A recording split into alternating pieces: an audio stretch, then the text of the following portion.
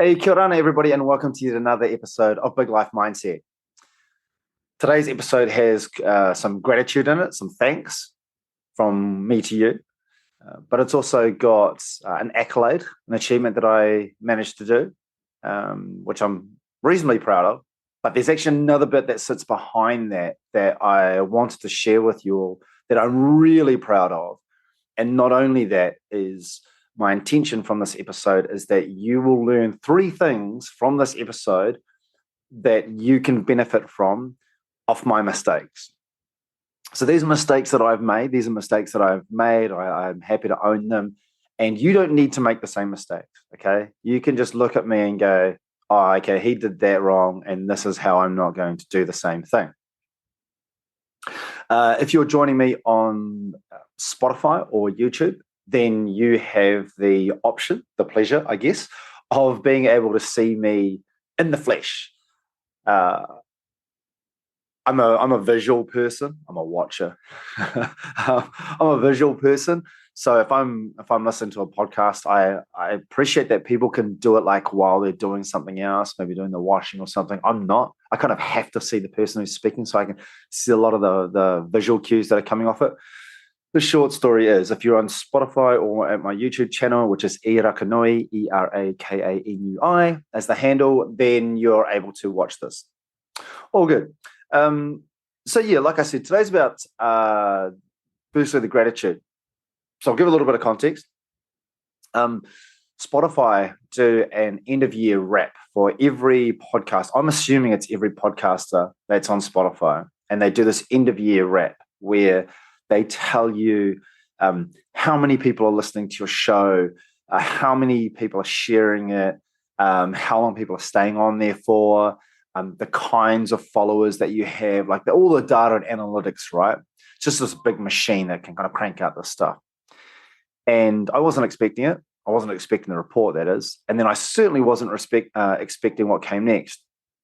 So I received in my report this text that said that my podcast, so this podcast that you're listening or watching to, Big Life Mindset, is in the top 10% of all podcasts shared globally. Hooray! That's pretty cool, huh? That's pretty cool. I actually had trouble reading it, to be perfectly honest. Not the report. I had trouble accepting what I was reading. You ever look at something or you read something and your brain just doesn't want it to connect for whatever reason? It's just like I'm not able to believe this thing that I'm looking at. And so I had one of those moments. It was a long moment, actually. It was probably over the course of a couple of days. But the reason why, I believe, is what I'm going to talk to later on. So anyway, this is, I wanted to start this by thanking everybody that has been involved in that aspect of it. Not just that. So all the people that have shared this podcast, that achievement is really going back to you, because if you didn't share it, I wouldn't have got it. So thank you. I really mean that. I'm super appreciative, and it helps, I guess, remind me that this thing that I'm doing, that I'm really passionate about, is adding value to people's lives, which is what I want to be doing. It's one of my purposes. I talk a lot about being able to fill other people's buckets, being better than I was, and gathering experiences. And so you sharing this podcast helps me achieve my life purpose. So thank you. But also thanks to everybody else that's been involved in the making of this thing, because, like Debbie has to carve out space. She's got to take over the kids. I mean, she normally has the kids anyway, to be fair, but it's just a lot of pressure. There's a lot of bits and pieces that have to go into this, like clearing out a space so that I have an opportunity to be able to share my thoughts with you and experiences with you. You can't do that when you've got 4 kids running around the house. Cool. So that rules that. That's the end of that. Not the end, but like I said, really appreciative of the help that I've received, really appreciative of the sharing that's happened with this podcast, and I'm looking forward to absolutely taking this thing to the next level. while that achievement is a really cool one, and it's something that, it's kind of found a space in my brain now that I've accepted it. The real achievement that I wanted to share with you all, and the bit that I think is probably more relevant to everybody, is understanding the insane levels of self-doubt and imposter syndrome and people pleasing that I have had to overcome to do this podcast. Now, I'm a confident person. I find most situations, if I'm not confident immediately, it doesn't take long for me to build up confidence. Don't get me wrong, that confidence isn't always matched by my skill level. That's something totally different. But I find confidence is a tap that I can turn on, and I can find it quite quickly. Doing this podcast, though, there were times where like no amount of my confidence was able to push past these mental barriers that I'd been setting up for myself. I started Big Life Mindset, the podcast, in March of 2022. So this year, if you're listening before Christmas or New Year's. And just getting to the point where I actually pushed record on something and then published it, man, that was insane. That was just, I can't describe, and I wish I had captured more of the moment, because I had found so many different ways to not write it, not record it, not publish it, not anything it. So it was years, kid you not, years in the making before I actually got that podcast published. A really good mate of mine, Andrew Duncan, had been doing something along these lines, and I remember seeing it, and I thought, oh, that's something pretty cool. I wish I could do that. And I feel like I can do that. But the origin story from my particular podcast wasn't about the podcast itself. I didn't want to do a podcast. What I was looking at doing was capturing moments from my life that I thought I'd just taken for granted, but I'd had a lot of feedback from people all over the show saying, you really should write that story down, because that experience that you've had, not a lot of people have that kind of experience. And if you look through, maybe the first 10 or 12 episodes that I published, you'll get a little bit of an insight into some of the experiences that I'm talking about, whether that's, I don't know, catching an armed robber, or hanging out with really famous people and just not knowing who they were, or accidentally breaking into a house and, having to use the toilet, that kind of thing. And so, that was a lot of those were just about me saying, okay, I recognize now that I've had these kind of out there experiences and I want to document it. And I tried writing a book, and it was just too much. And it was too much because the perfectionist streak in me just wouldn't let a word be a word. It had to be the perfect word. And if you try doing that for every word in every single sentence, man, it is tiring. It is so tiring. And it's just not enjoyable, right? Like, for some it is, but for me it wasn't. And so that's how really that was the origin of the creation of this podcast. When I first did it, when I first published it, like I said, I've got this perfectionist streak in me, which I battle really hard against. And I feel like I'm winning. Sometimes I'm winning, sometimes you're not, right? And so even the setup, like I felt like I had to have the perfect setup and the perfect environment. But what I think everybody out there won't realize is that when I was recording those first episodes, I was literally recording them in my wardrobe, and the wardrobe Debbie and I share, and we don't have one of those awesome walk-in wardrobes that you see on TV. We've got one of those like 1970s state houses that you open the wardrobe and it's just like you could put your hand in and you could touch the wall at the back. And so I would literally be sitting there on a box, and I would be surrounded by clothes hanging on the coat rack. And I'd be holding this microphone, the same microphone that if you're watching, you can see right now. And I'd be holding this microphone, and I'd be holding, like, staying deathly still, because I knew that if you moved, it would be amplified, like the noise would come through. And so that's how I was recording these episodes. I was recording them in our wardrobe, like surrounded by clothes. I was recording them outside of the wardrobe, either like directly outside the wardrobe, sitting on the ground with a blanket over me, like a duvet or a doona, I think they call them in Aussie. So with this blanket over the top of me, like, once again, holding this microphone. I was recording them in the lounge, once again, huddled under sheets and stuff, because the sound is everything, right, when you do a podcast.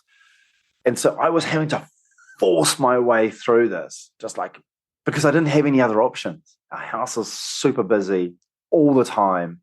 We had people staying with us, living with us, all the rest. And so, that was the reality of the environment. A lot of the episodes that I recorded were done in the car park outside where our eldest daughter does her dance classes. So, 7:30, 8:30, 9 o'clock sometimes at night, I would be sitting in a car park, busting these things out, like recording them, sketching them, all the rest. And that's just the recording side. Like, for me to be able to speak into this microphone, I had scripted everything. So the first 2 episodes, you hear quite a bit of waffling, and then there's a series of them where it's like, okay, I'm getting from A to B, and I'm getting a reasonably short order. Part of that is because, like I talked about, I wanted kind of to tell a story as perfectly as possible. But there's also a flip side of it, and it's a thing I think that people overlook quite a lot, is that when you're doing something like this, whether it's writing a book, writing a novel, putting out a blog, doing a podcast, cooking for other people, whatever that might look like, far too often we're trying to please the person at the other end. But I think the better way to do it is to do it the way that you would be happy with it. So if it's something that meets your tastes, your audio taste buds, your visual taste buds, the way you like to consume food, books, whatever that I just described, if it finds a home with you, it's definitely going to find a home with somebody else. And so when I was doing those earlier episodes, I was literally condensing big stories, like big experiences, into 9 minutes. And, for my long-time listeners, that 9 minutes was because I have a 10-minute yoga meditation exercise, and I just never do it. I still don't. And the reason being is, who the hell's got 10 minutes to look after themselves? It's just not a thing. Oh, and speak of the devil having a busy house, like, this is one of those moments where I got to push pause, because our 2-year-old is outside chasing the cat wanting to come in. Oh, no, we're going to move on. We're moving on. Perfection's overrated, folks. It really is. I think perfection probably sucks a bit too. But anyway, so I'm really having to develop something that allows me to keep progressing, but is also something that I'm happy with. And I'm really proud of those earlier episodes.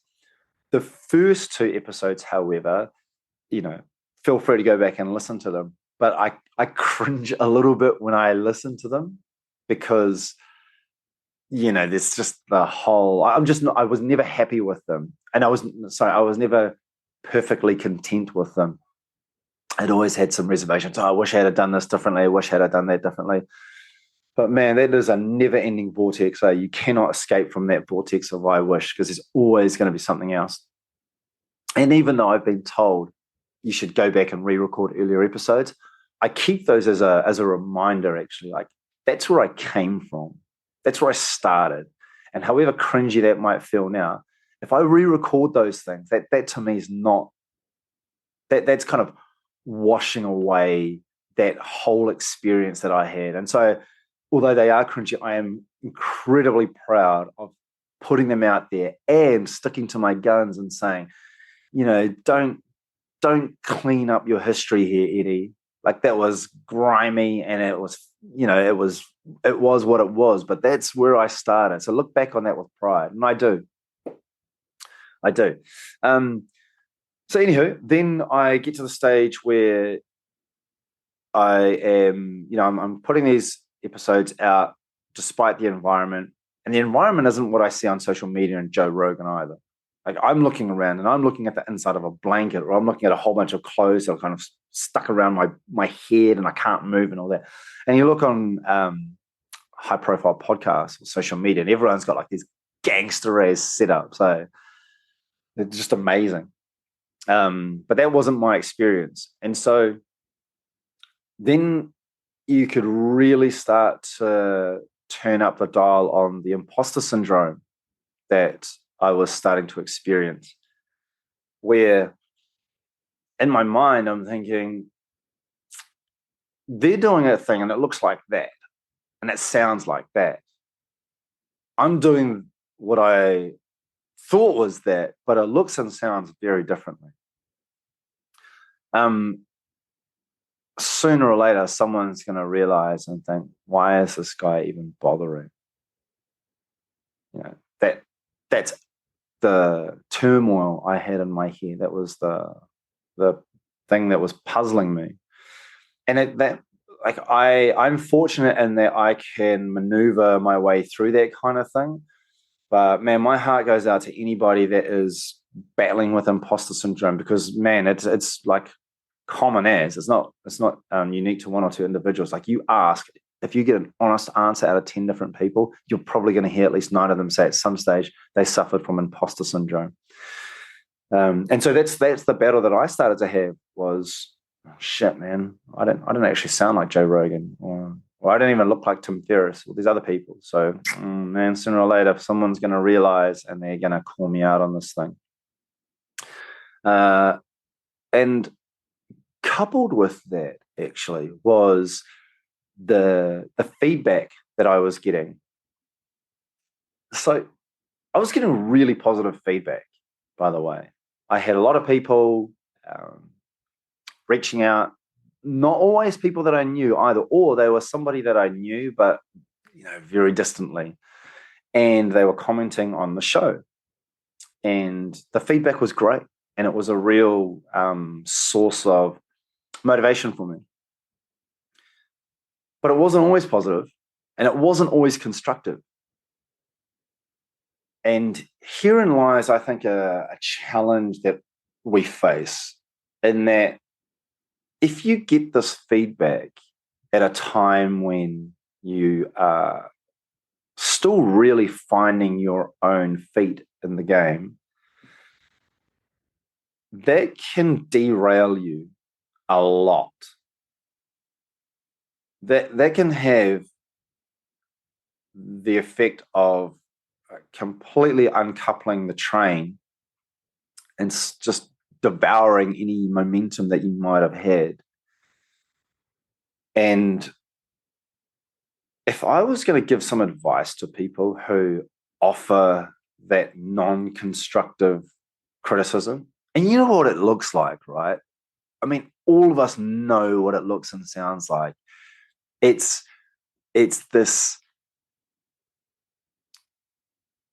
a snide comment or a snarky comment that's dressed up as a compliment somewhere. I'm not going to read any examples because I kept them. I've actually kept the ones that I've had, and sometimes I use them as motivation, and sometimes I just I flick the light switch off on them and say, actually, I have no need for you whatsoever. But my advice to people that have that kind of unconstructive criticism is, if you've got nothing of value to add, shut your mouth. If you've got nothing of value to add to something that somebody's doing, especially when you can see that they're passionate about it, just press your lips together. There you go. And I don't say that in a mean way or anything. I'm simply like stating this position that I'm in, where I'm fortunate, one, that I've got an environment, as in like people around me that deeply care for me, and so I always feel supported. That with my mindset, I'm always challenging myself. I'm a confidence player, that kind of thing. But not everyone's like me. There are people who will take your words and it just flattens them and they can't recover. And I've seen it as well, and it's not a cool thing. So press your lips. Um, so moving along on the journey, started to kind of actually know I do feel like I've got some value to add here, and I am enjoying this thing. So okay, let's keep putting out more episodes. But to be fair, I lost my way a little bit, and by that I mean, when you start getting this feedback from people, and everybody wants to have their 2 cents worth, but when you start getting that feedback, it's really easy to question yourself. Oh, shivers, am I actually doing the right thing? No, that person's right. I should be doing more of this, or I should be doing more of that. Or, yes, my voice does suck. Maybe I could use an audio synthesizer or something like that. You really do start to question your motives and your purpose. And so I lost my way a bit. And I feel like there's a few episodes where I was like filling time and filling space. And that's not to suggest you shouldn't listen to any of those episodes. It's simply like you'll get something out of them. But you'll also, I think, hear a person who is still working out, okay, where is the space that I want to occupy? Who is the me when I'm doing this? Who am I? And so I started to rethink, what was important to me and what I'm passionate about.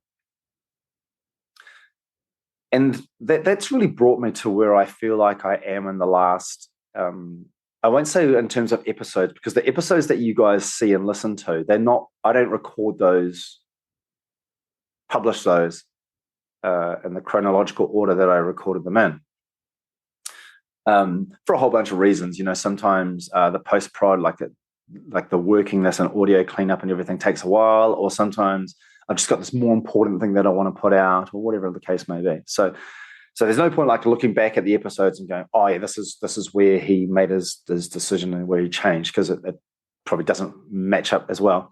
But it was more about this awareness and this reinforcement to myself that, yeah, this is why I'm doing this thing. This is why it's filling my bucket, and this is how I think I can add value to other people's lives. And when I'm also using as a conduit or as a channel for the experiences that I'm having, this is how I can communicate those out there. So yeah, that was really a bit of a turning point for me, for this podcast, for all those things.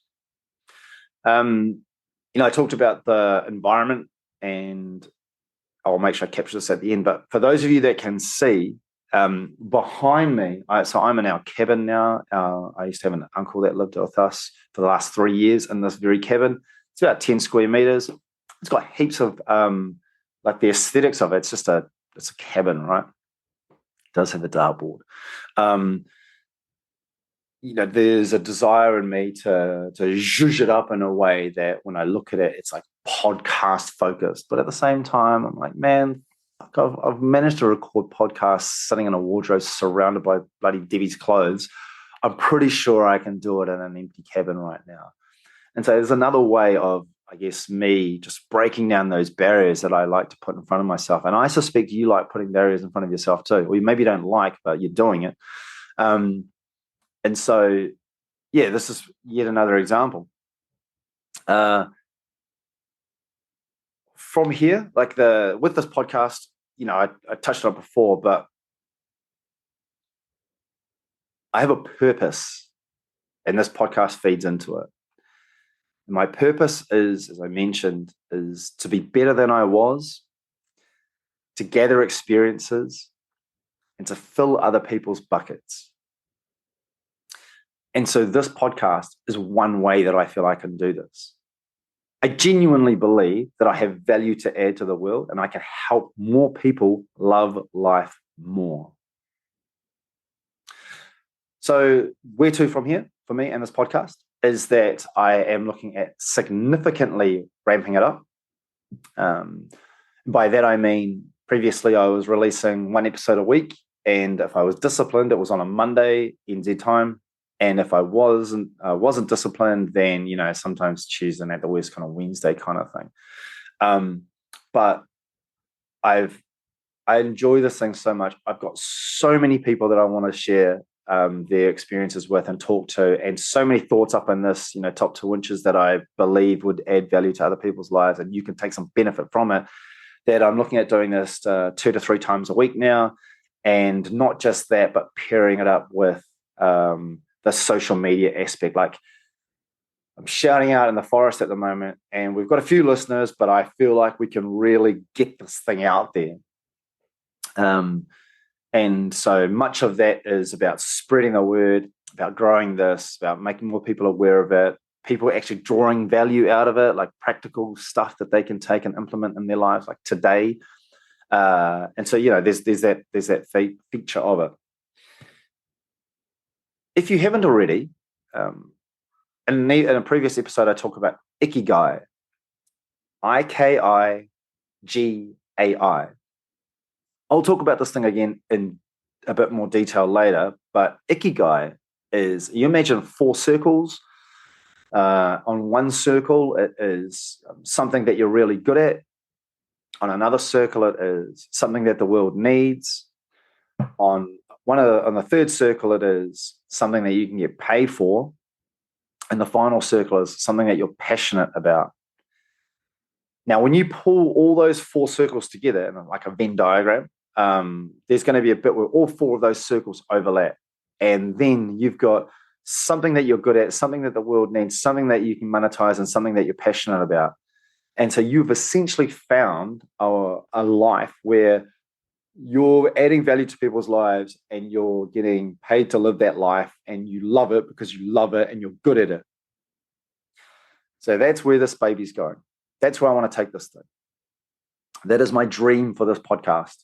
And so, the people who have been sharing this, who have been clicking follow, clicking subscribe, and especially those of you on Spotify that have been reviewing it, rating the episodes, that is just crazy helpful. I cannot thank you enough. I really can't. Might sound odd, but I really cannot thank you enough for what you've done, because you're helping me get to that point, that place in Ikigai that I'm trying to get. Oh, good. All right. I feel like that's a reasonable segue into wrapping up the show. But before I go, I did say I was going to give 3 things that I think will benefit you, and I would love for you to take these away. You don't have to use them, man, but feel free to learn off my mistakes, because I make heaps of them. I deliberately make heaps of mistakes too sometimes. No, I actually do, believe it or not. Anyway, the first thing is that if you want to do something, start today. Gotta start today. Don't wait till tomorrow. There's always going to be tomorrow. You've got to start today. Okay? If you want to write a book, because I know so many people that would love to write a book, then write a sentence today. If you want to do a podcast, then talk about, literally get your phone, push camera. If you don't have a recorder, just push video camera. You don't even have to look at it, and talk about the very first thing that springs to mind. The very first thing. Don't overthink it. Just start, open your mouth and just see what falls out. And with a podcast, you're guaranteed to be talking about something different in your 50th episode than you did in the first episode. So it just doesn't matter. Okay, so start today. If it's a new job, then dust off your resume or Google search good examples of resumes. You don't have to do anything else with that, but just do that bit and then have a look. Oh, cool, that's what it looks like. And okay, well, sweet, we'll leave that for a month, we'll leave that for 3 months, whatever. But start today. So that's number 1. Number 2 is get out of your own way. Okay, I have so many different ways of procrastinating that it beggars belief. Every single thing that you can think of that, oh wait, I'll personalize it, eh? So it's not a hey, you. Every single thing that I can think of that stops me from doing, or so that stops me from making progress as an excuse. I can make it the best excuse anybody's ever heard, but it's still just an excuse. There's amputees that climb mountains.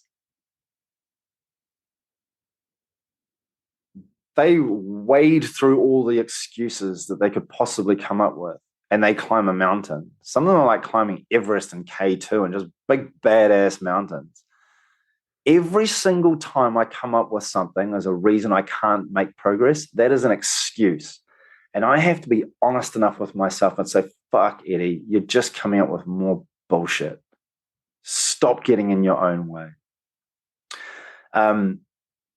There's a line we like to have in our house where, imagine I'm having a conversation with somebody and they'll say, did you find that thing that you were looking for? And then you say, oh, what's that?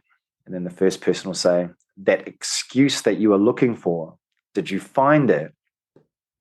Which is it's a polite but also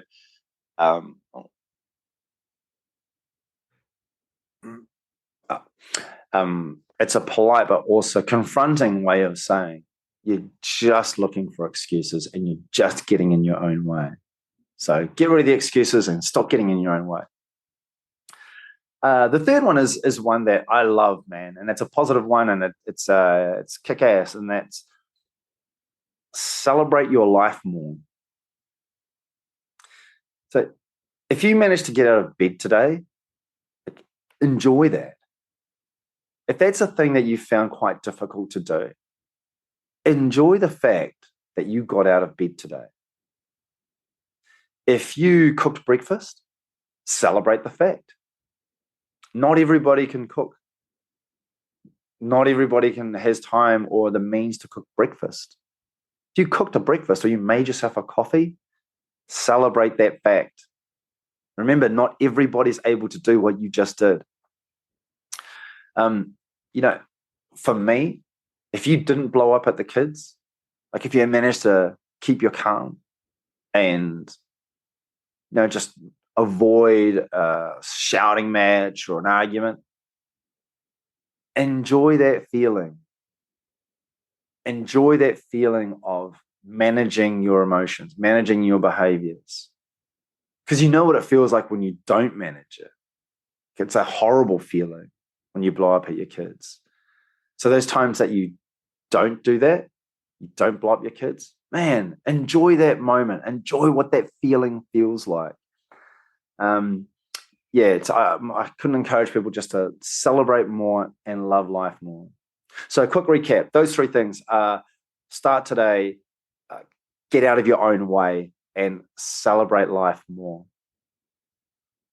Awesome. Hey, thanks everyone. So just in case you weren't aware, this podcast is in the top 10% of all podcasts shared globally.